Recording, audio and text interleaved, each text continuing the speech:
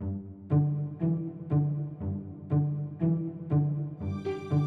standing here in our reserve Cabernet block. The vineyard was first planted in the early 70s by Justin Meyer, and he planted it for an insurance company. Prior to that time, it was actually a dairy farm. In 1982, when Dennis and Judy started making wine from the vineyard, Niels Wenge, who was the original winemaker at Groth, found that there was one particular area of the vineyard that was producing the finest Cabernet that he saw from the entire acreage, which was about 120 acres, and was able to talk Dennis and Judy into making a reserve Cabernet in 1983. And I said, well, why do you want to differentiate? He said, I'm going to make a small quantity. I'm going to take it from the sweet spot of the vineyard, which is right over here next to Con Creek, and I'm going to let it get a little riper. I'm going to age it in 100% brand new oak. We'll just make a small amount of that, and that will make us famous. So we have been making reserve Cabernet off of this block since 1983. And in fact, in 1985, Niels was able to make a very small amount of a wonderful Cabernet, 1985 reserve Cabernet. It was the first domestic Cabernet to be given a perfect score by Robert Parker. The calls were coming in all over the place, but I had no wine to sell. One guy said, well, how do I get any?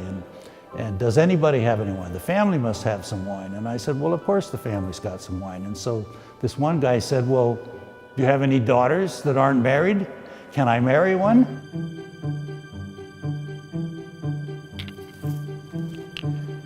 These stones represent the heart and soul of the sweet spot in our Groth Reserve Vineyard.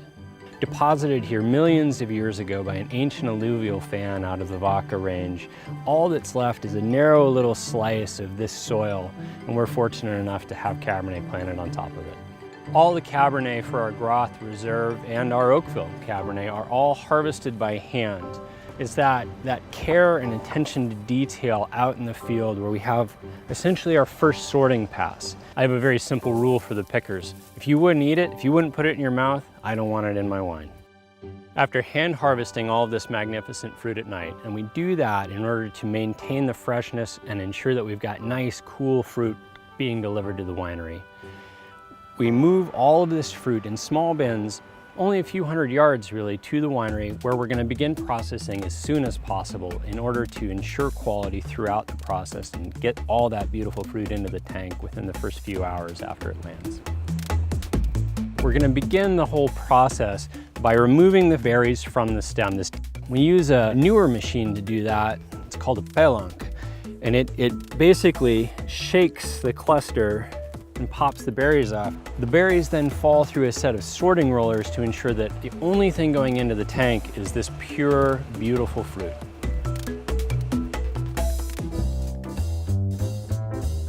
Here we are in our first year reserve cellar, in and amongst the cooperage that helps to enhance all the magnificent characteristics of this truly unique piece of Oakville that is our reserve vineyard. Each of the different barrels in our Reserve Cabernet Cooperage program brings a little something different to the table. Some enhance the aroma, others the structure, but the end result is they all work together in concert to really elevate and enhance this amazing wine. 2015 Reserve Cabernet Sauvignon. The really noteworthy thing about the 2015 vintage was its earliness. Bud break happened really early, and as a consequence, so did harvest. During the summer, the weather was very nice. We did see quite a bit of heat in August, led to some really nice, rich, ripe characters in the final product. We were all done picking by the end of September. Lush and elegant, what a great expression of our Reserve Cabernet block. Another amazing wine, I hope you enjoy it.